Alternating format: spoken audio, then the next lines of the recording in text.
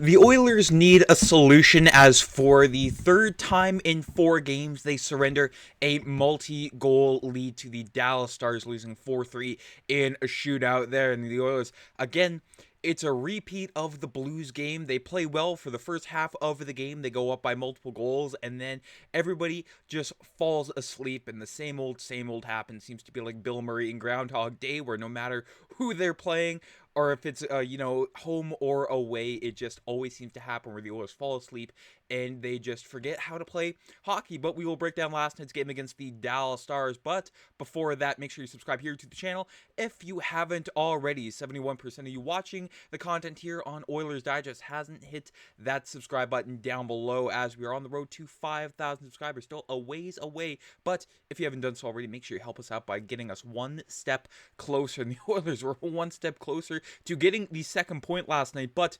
squandering that lead in a 4-3 loss to the Dallas Stars in the ever so dreaded shootout there, pushing the Oilers to a 6-5-4 record. Taking a look at the scoring summary there, the Oilers off to a great start yet again, like we saw against the St. Louis Blues, even against the New York Rangers the other night there. But Vasily Podkolzin on the board from Jack Roslovic, who's been the Oilers' best forward these past few games. He's really fit in very well on that Oilers second line with Podkolzin and Draisaitl there. And from an insane angle, if you haven't seen it, go look at that angle that Leon Draisaitl scored that second power play goal.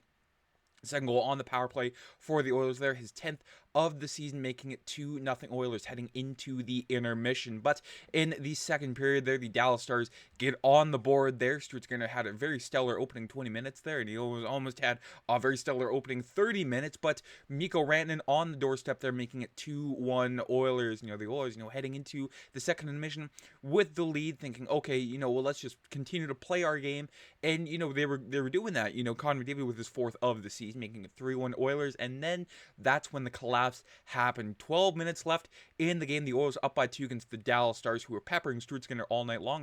We were thinking, okay, this is going to be a repeat of the Western Conference Final there, where the Dallas Stars are all over the Oilers there, and Stutzgart is, keeping them in it. But unfortunately, the Dallas Stars tie this one up from the second goal from Mikko Rantanen, and then Miro Heiskanen off of a weird bounce off the backboard there, off of a Mikko Rantanen shot there, very similar to the Robert Thomas goal there, the bounce off the board and right to the stick of Miro Heiskanen there, making it 3-3. In overtime, solved nothing there, but in the shootout, there's that Leon Draisaitl goal, very akin to the 1994 Olympic Peter Forsberg goal there, the Forsberg where he puts the stick out to one side there, finds a way past Casey DeSmith, and there was hope in Oil Country, but unfortunately Wyatt Johnston getting the winner for the Dallas Stars in the shootout. And you saw Nugent-Hopkins gave the Oilers their last gasp in the shootout, but unable to do so there. He's seen his fix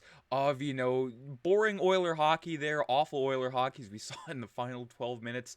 He's seen his fair share. I mean, he's the last remaining soldier from the decade of darkness. But we were in a good spot there, and we just let them come at us a little bit too much.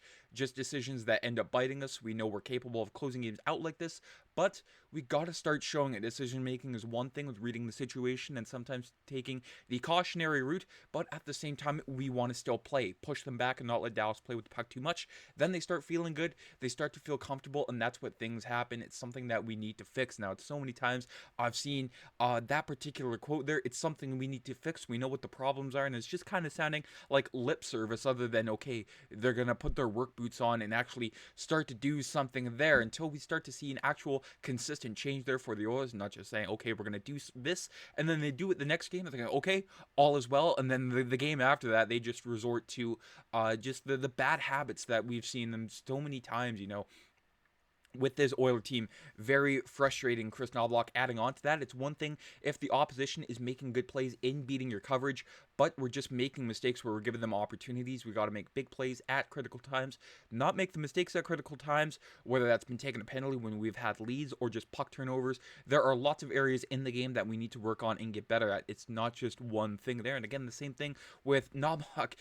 we have to actually see some change implemented here in this team, whether that be, not an overhaul of the system into the season there, but, in not line blending. My God, we've seen so many lines, different lines throughout the season there. We just need to see something happen, whether that be, a call up from the minors, whether that be a goalie switch, so be it. We just need to see something. We need to see a spark in this team, because what's happening right now, other than, Jack Roslovic and Leon Draisaitl on a bit of a heater there's just nothing really going consistently for these Oilers. I know they're picking up, Bettman loser points there in the process, but good teams find a way to close out games, and great teams, know how to find a way to win, and these Oilers just haven't been doing that to start out the season there. I mean, the only complete game they played, front to back, all 60 minutes, was the second game of the season against the Vancouver Canucks, and this is game number 15 there, and that was quite a long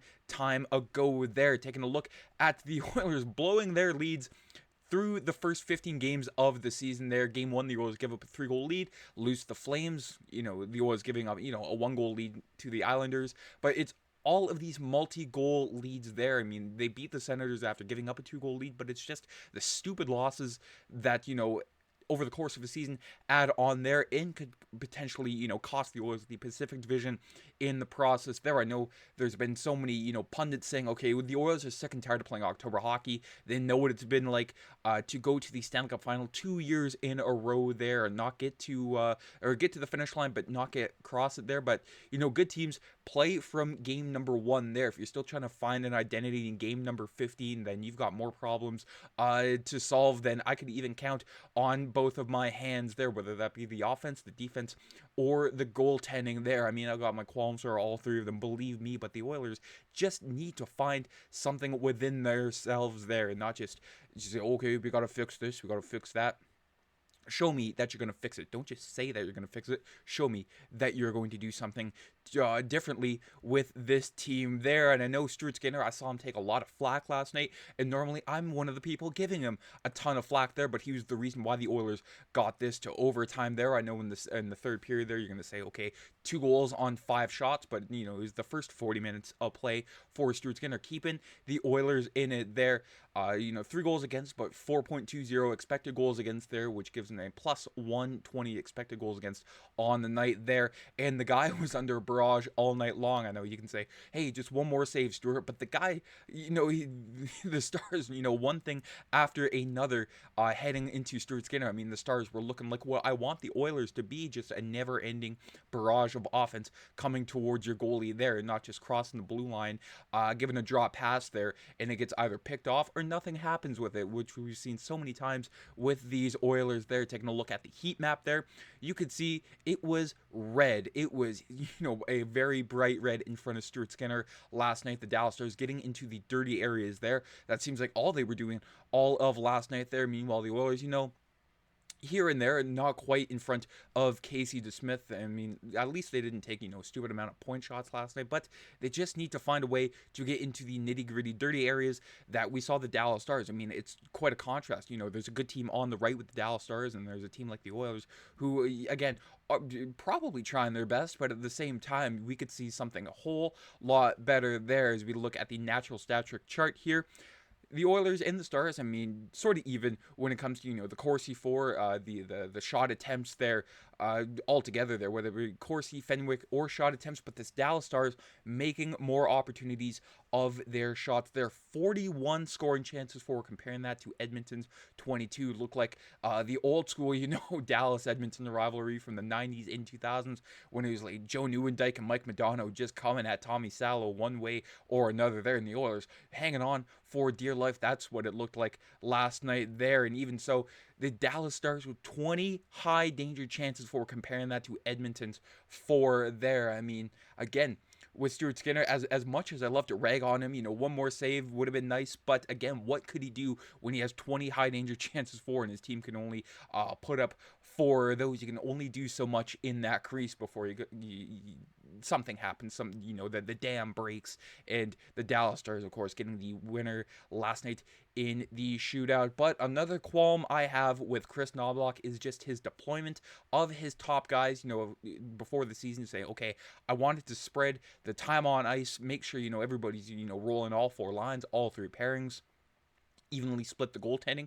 But when you're giving Connor McDavid 25 minutes night in, night out, and this is an Olympic year, and it is November 5th, the guy is going to be the guy's not a machine. I mean, personality wise, he might seem like a robot, but of some way or another, he's going to get tired, and you're expecting this guy to drag you to the Stanley Cup final for a third year in a row there. That's something's going to go wrong there. I mean, sure, had a great game from McDavid in Draisaitl with the two fantastic goals, but just the deployment of this team needs to be a little better there. Just, a lot of things need to be better. I mean, we saw Darnell Nurse drag down Jake Wallman last night there. It doesn't seem to matter who you put next to Darnell Nurse. They are just going to both seem awful there. A whole lot of misplays there, especially on the second and third Dallas goals there, where Darnell Nurse just, comes over to one side and he lets Mikko Rantanen all alone. I mean, that's the last guy on the Dallas Stars you want to let in all alone on Stuart Skinner there. But I don't know what's wrong with 25. He is broken. And again, doesn't seem to matter who you put next to him.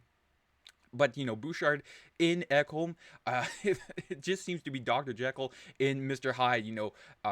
One game they'll be, the best pair on the ice. And the other game they'll be like, okay, who replaced Mattias Ekholm and Evan Bouchard? What happened to them? But it just seems to be inconsistencies within this Oiler lineup there, not just with the how they play, but also the time on ice. I mean, this is criminal what they're doing to Ike Howard, no Philip, and David Tomasic there. I mean, 6 minutes for Philip and Tomasic, and then 8 minutes for Ike Howard. I mean, if you're not going to play them, may as well send them down to the AHL to let them get some development there, and just not completely tank their confidence. I mean, Ike Howard came to the Oilers. I don't want to say gift him minutes here, but let him show what he can do there. He's certainly not doing that with 8 minutes every single night there. He came to the Oilers, as a highly touted college prospect there. I mean, he wanted to get out of Tampa Bay to play hockey, get some big time minutes, but Kris Knoblauch, not too sure what he has against the youth of Edmonton, whether it be Howard or Broberg and Holloway in the past there. Just seems to be a vicious cycle for the Edmonton Oilers and trying to develop their youth there. And as I mentioned, Nurse and Wallman on for 12 shots against the Dallas Stars there. Meanwhile, Ekholm and Bouchard, great on for 7 shots compared to only 1 shot against there for that pair. And then Kulak and Alec Regula, can't believe I haven't mentioned him so far in this video, but he came back activated off of IR yesterday, replacing Ty Emberson there, and he's just back to where he was before he was put on IR there. Very steady play there from both Kulak and Regula, sorry. Not lights out, but also not awful whatsoever, holding their own there. So I'd like to see more from Alec Regula as the season goes on. And I'd also like to see a lot more from Darnell Nurse, whether that be on the ice or put him up in the press box for a game. There's no other way to learn other than watching your peers do what you do, but better. And the Oilers have a 3-day break before they are back home against the Colorado Avalanche at Rogers Place there. It just keeps going from bad to worse here. The Central Division gauntlet there with the St. Louis Blues, the Dallas Stars, 3 games off, and then back at home against the Colorado Avalanche with Cale Makar and Nathan MacKinnon, who are tearing the league up this year. I mean, what better way for the Oilers to either nut up or shut up, as they like to say, in the hockey world there. I mean, what a test that would be for Connor McDavid, Leon Draisaitl to finally prove to the Oilers and their Oiler fans that, hey, just because the Colorado Avalanche seem to be the league boogeymen this year, that doesn't mean that the Oilers can't certainly put their name back into the hat there and start to get things back on a roll. But that is it for today's video, folks. Let me know down in the comments your full thoughts from last night's game there, and what should Kris Knoblauch do to sort of, jumpstart this team against the Colorado Avalanche there. I mean, 3 days is a lot to sort of think about. Review game tape there, or burn the game tape. It's up to Knoblauch what he wants to do with it. But let me know your thoughts down in the comments. And if you haven't already, folks, make sure you subscribe here to the channel. Have a great rest of the day, folks. Take care. I'm Matt.